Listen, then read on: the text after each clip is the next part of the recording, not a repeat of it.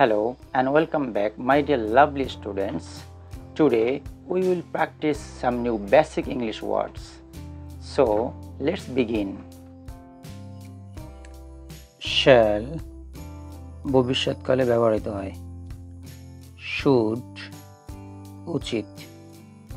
Will ভবিষ্যৎকালে ব্যবহৃত হয়।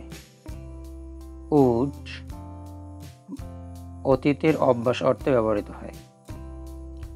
Can পারা। Could পারা এর অতীত অর্থে পারতাম। May সম্ভাবনা অর্থে পারা। Might সম্ভাবনা অর্থে পারতাম। Must অবশ্যই। Do করা। Does করা।